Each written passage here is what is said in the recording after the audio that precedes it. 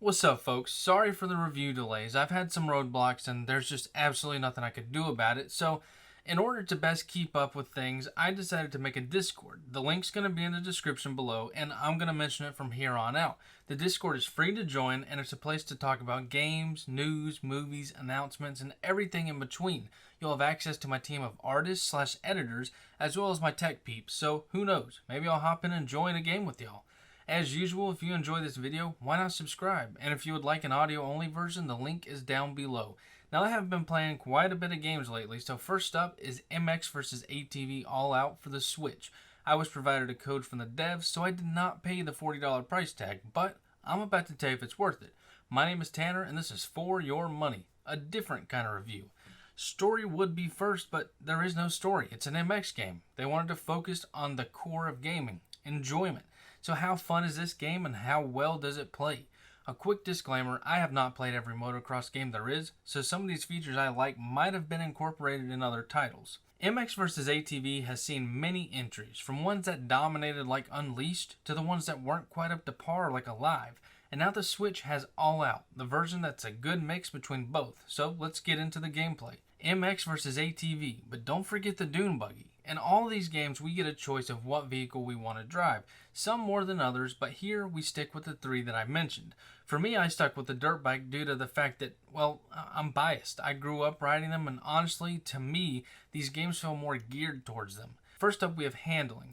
Arguably the biggest concern for all MX games. This game takes something that is implemented in other motocross games, and some are going to hate it, but the right stick is your lean. This was new to me, but I know other games have it, and honestly, I dig it. I mean, it was a learning experience of when to ease the throttle, turn, and lean, as well as leaning into and off of jumps, and while you're on small dirt mounds. But from my experience, that's how it is. You're constantly leaning your bike, so kudos to them for not just incorporating this, but nailing it. You'll do this for the ATV as well, though the ATV, at least to me, seemed to turn on a dime once you initiated it, so it took me a little bit more practice, and the dune buggy, I mean, it would just ease into a nice drift. As for this aspect of gameplay, nothing had me confused on why I couldn't make a turn or why I didn't land a trick. The physics are there, you just need to learn them and figure out a pattern for you, which could be a little tricky due to the maps. Maps in this game is one of my biggest compliments, as well as one of my biggest gripes. My compliment is there are plenty of maps to keep you busy for a while, and each are very diverse, which is why you need to focus on the physics, that way you can learn the maps quicker. My con, perhaps the biggest con I have for this game, microtransaction apocalypse. This game is very, and I mean very, microtransaction heavy. Nothing compared to Dead or Alive, but so much so that it equals about $200 to have everything in this game, from maps to bikes. Though there are already tons of maps, there are almost, if not an equal amount, locked behind your wallet. And honestly, some of them look damn fun. And sadly enough, there's an entire mode locked behind microtransactions. Yep, you can't even play Arena Cross unless you buy these maps, and to me that's just way too far. Even more so for the Switch edition being 2 years late. As for the vehicles, there's a lot of vehicles locked behind, once again, your wallet. More than I wish, and I know how these games work. It's a game for non-gamers, and I know a lot of non-gamers who just buy stuff to have instant fun whenever they do decide to game. So I have no doubt that this does sell. Now, I didn't see any customization options locked behind any micros, and there are a good bit from the rider to the vehicle and to tuning your vehicle to fit one mode better than the other. As for the modes, there are a few to pick from, and each offer different ways to play. Freestyle is a timed point-based mode, free ride is what it sounds like, and then you have different series of racing. So just like the maps, there's plenty of game modes to keep you busy, and I enjoyed all of them except for Arena Cross because I'm not paying for that. And honestly, I was glad to see a free ride mode that offered everything from tracks to a decently sized open area. Now before I head into the design, I have to mention the other cons with this game. First one being the frame rates. As I said before, this game will be fun, but you do have to get past the frames at the beginning of your ride and sometimes in the middle. Though they do smoothen out, it does take a little bit for them to do so. But once the frames get consistent, yeah, this game is a blast. Now my other complaint, and this might make some people laugh and call me trash, but you wouldn't know until you played the game. I had my bike decked out specifically for racing, so you can imagine my face when I went to play on the medium difficulty just to see the other racers pass me with ease. I mean, it was like I had a starter bike with no upgrades. But once I did upgrade, I kept up with 6th place. I mean, that's good, right? After that, I tried the more difficult settings, and those racers flew past me like a bat out of hell. And I'm not sure if they intended for these difficulties to vary this much, but there needs to be some tweaks here, because I know a lot of gamers are going to be setting these races to easy, and trust me, it is way too easy. Like, I had a minute lead on almost every race, which was an improvement on my 40 seconds I was behind on the medium difficulty. The design for this game is a tricky one because it's on Switch, so in a sense we have to lower our standards as far as draw distance and graphics go. Since this game shoots for the realistic graphic type and there is no art style like Zelda or a tabletop racer, the graphics don't look the best, but for a Switch game, they do look nice. I was kind of impressed and I really didn't have any high expectations. Draw distance, it wasn't the greatest, but The Witcher 3 isn't either, so again, it works a-okay with this title.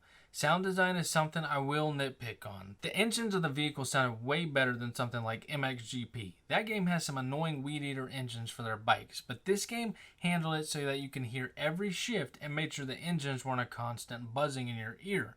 The environmental sounds is where I have my issue. There are sections of some of the maps where the animal sounds are overbearing, as if they dedicated a section to the entire animal kingdom. Okay, not that bad, more like an ecosystem, but you'll see what I mean with these clips of the design.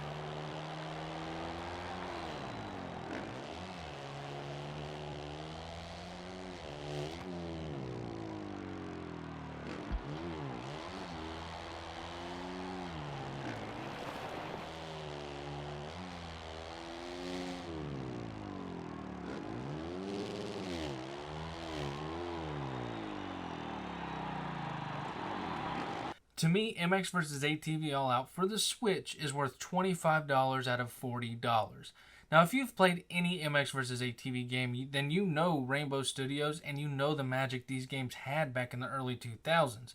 Some of that magic is still there, but it also feels like they're trying to play catch-up in a hurry. It's no secret that these games sell good. The people buying these games aren't just gamers, but they're the casuals who play games in between sporting events or on a rainy day for an hour or two. We will suffice a few years without an MX title. Take your time and make a comeback with a title that's worth gushing over. This isn't a bad title by any means. It's fun when it wants to be and has enough diverse content to keep us busy. It's the minor details and the obvious microtransactions that take us out of the immersion and desire something more polished. That's all I got, folks. If you enjoyed this video, why not subscribe? If not, then hit that thumbs down. Till next time, fellas.